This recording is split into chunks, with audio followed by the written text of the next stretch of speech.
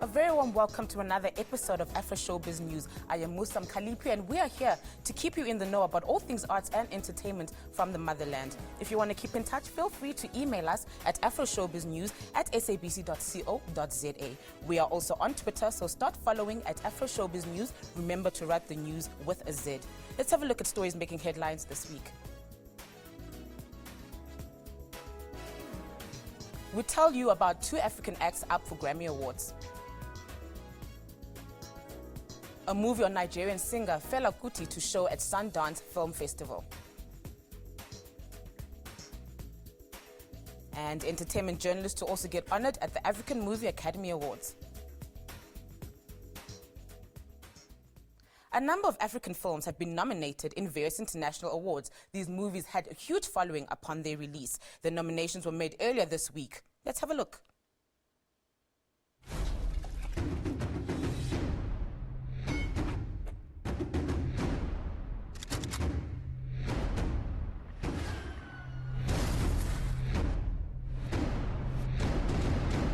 My name is Nelson Mandela. Film director Justin Chadwick has been nominated under the Outstanding British Film category for the film Mandela Long Walk to Freedom at the British Academy of Film and Television Arts Awards. The film is based on Nelson Mandela's life journey from his childhood in a rural village through his inauguration as the first democratically elected president of South Africa. Captain Phillips also snubbed a nomination. The film is based on the true story of Captain Richard Phillips and the 2009 hijacking of his ship by Somali pirates, the first American cargo ship to be hijacked in 200 years. Director Greengrass faces competition for the Best Director category from yet another African screenplay, 12 Years a Slave. All right, now that handle, see? You're going to want to move that up and down. 12 Years a Slave received 10 nominations at the BAFTAs in different categories, while its star Chiwetel Ejiofor received a nomination as leading actor.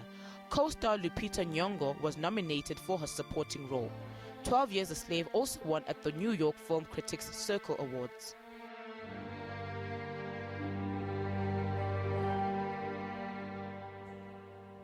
Award-winning Tunisian director Nekib Balkadi has for the first time screened his film Bastardo in Tunisia's Carthage.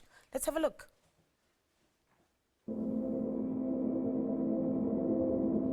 Bastardo focused on the life story of a man called Mohsen, who has been rescued from a rubbish bins of a restaurant as a child, who later grows up in an impoverished neighborhood in Tunisia.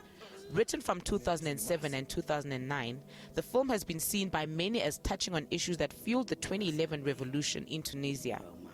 Mohsen, who is rejected by his community, is referred to as Bastardo by locals, and he sees his luck change when a mobile phone company seeks to install a relay tower on the roof of his house in exchange for a monthly income.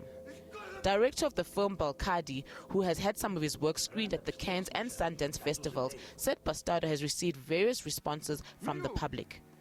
Balkadi said in Toronto, the film was seen to be about capitalism, while in Tunisia and other Arab countries, it was seen to be a movie that speaks about power. Bastardo was filmed within a space of 8 weeks in 2011 and the beginning of 2012. The entire performance was carried out in an abandoned village 100 kilometers south of Tunis.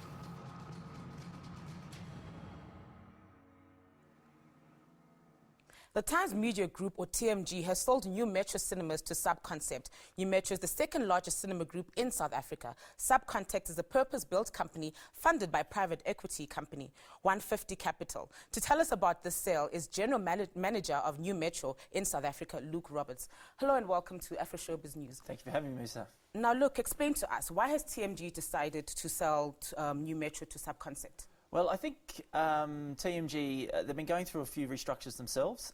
They're looking to become more of a consolidated media business.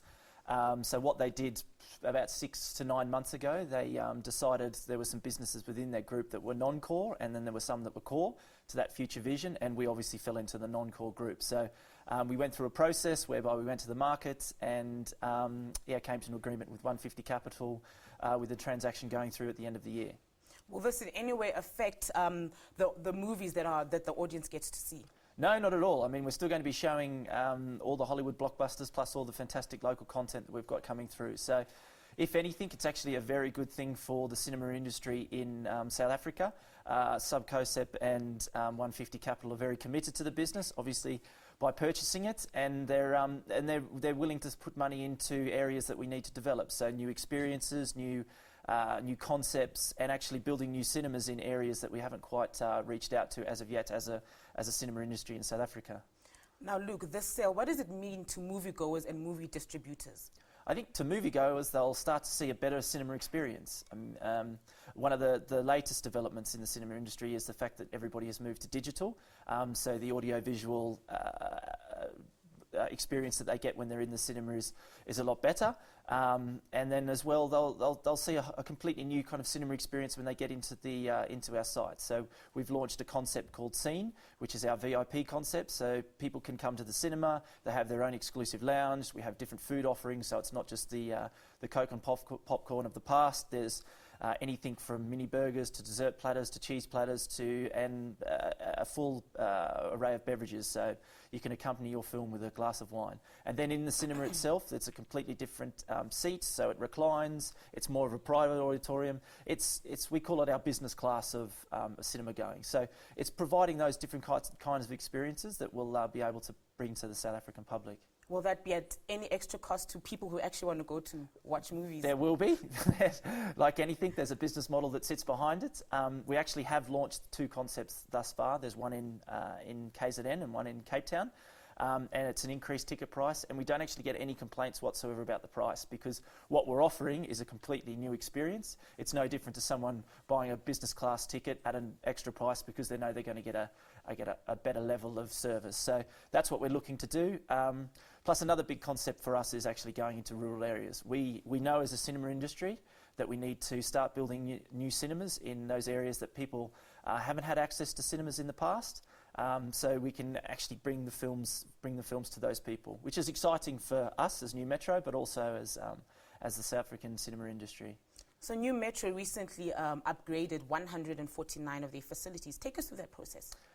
It was a long process. It was as I mentioned before, it was a process to digitise all our projectors.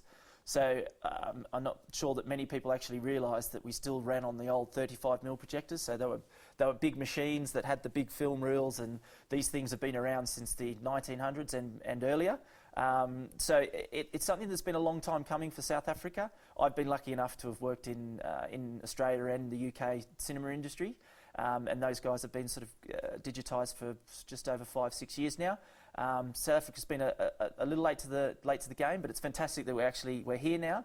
And as you can see, when you go to the cinema, you'll get a whole different experience from what you see on screen, but also what you hear in the auditorium.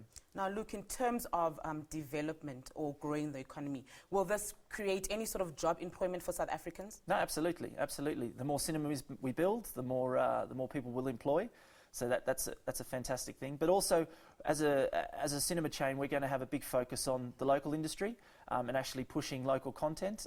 We try as much as possible at the moment to air as much local content as possible. And the exciting thing is the 2 biggest films during our busiest season, so over the course of December, are both South African films made by South Africans for South Africans.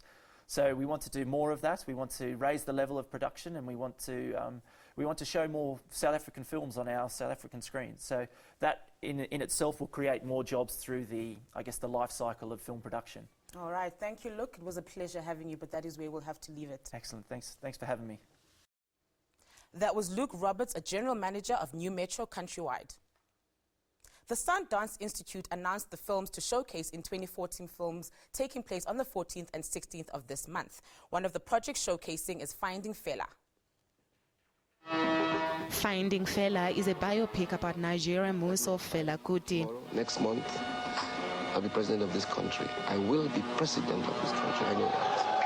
It is going to be showcasing at the Sundance Film Festival this month in Utah. The documentary is described as a musical movement Afrobeat created by Fela to use it as a political forum to oppose Nigerian dictatorship and to advocate the rights of oppressed people. No food, no water, no light, no government. The story is about his life, music, and political importance. But I see a future. I see a future in my own political party. According to the director of the Sundance Film Festival, sections of the festival feature new work from established independent filmmakers. Everybody knows they have to be Africans now.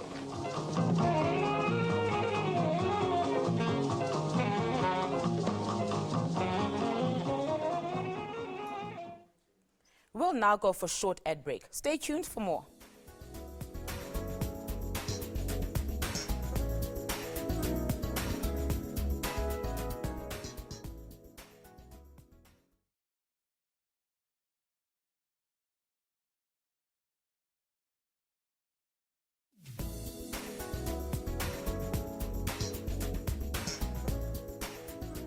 Welcome back. You are still watching Afroshowbiz News.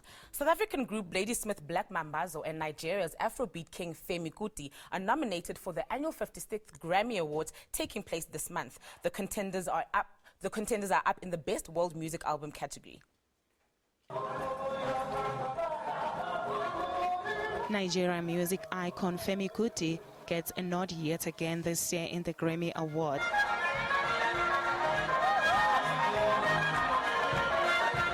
And Comium White Cake honored Femi for being nominated for his 2013 masterpiece, No Place for My Dream. The 51-year-old was pleasantly surprised at the event. Also nominated for the Grammys is the South African isicathamiya group Ladysmith Black Mambazo for their live Singing for Peace Around the World album.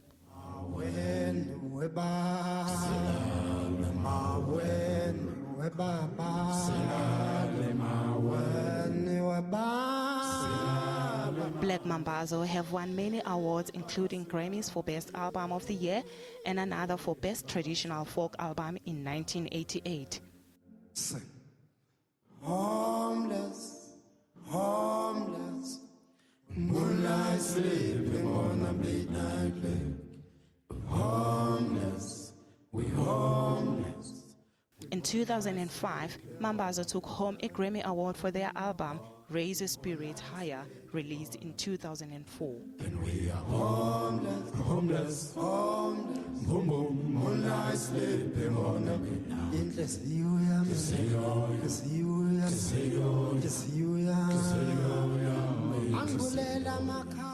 In total, the isicathamiya group has received 16 Grammy Awards nominations and 3 Grammy Awards wins.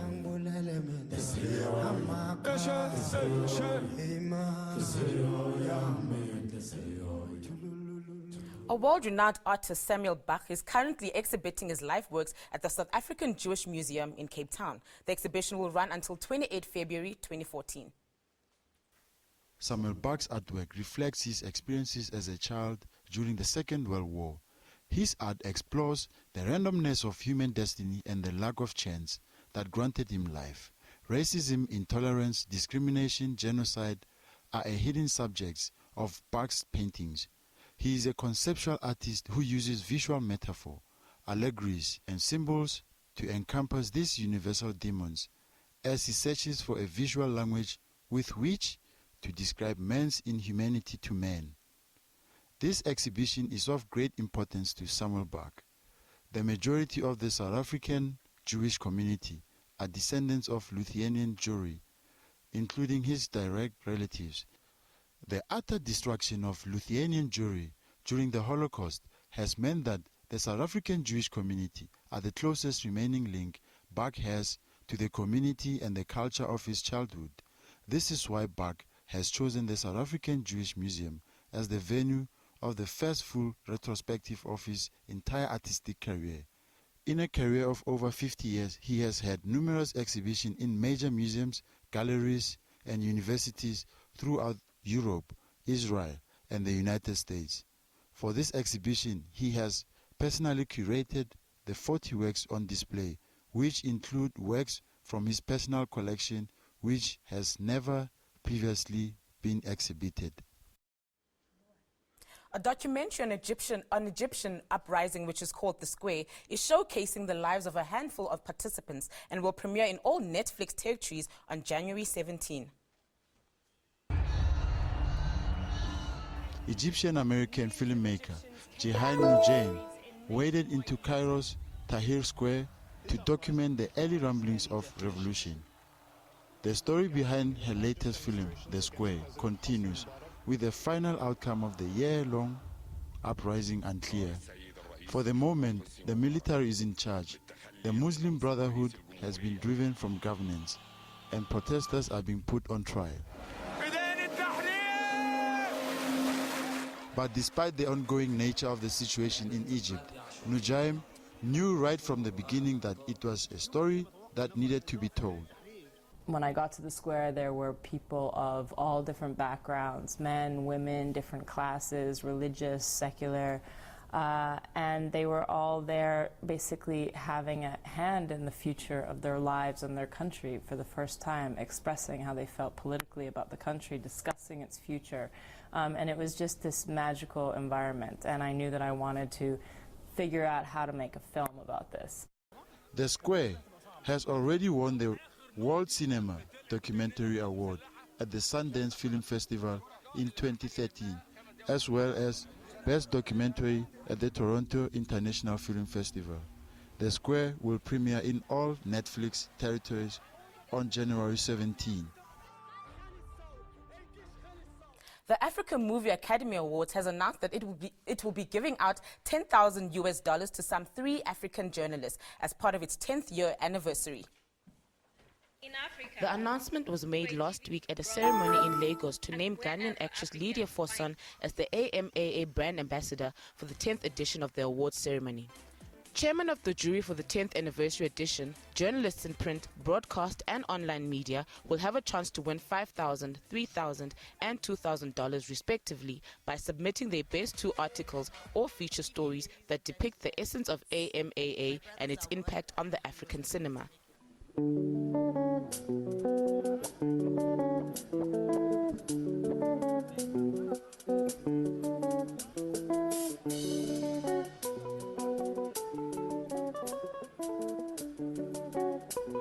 This media award will be open to all journalists in Africa. There will be first, second and third prizes, and the biggest amount goes to the journalist with the best story. You are still watching Afroshowbiz News. We love hearing from you, so send us an email at afroshowbiznews@sabc.co.za or follow us on Twitter. Our handle is @AfroShowbizNews. Let's take a quick break. We'll be right back.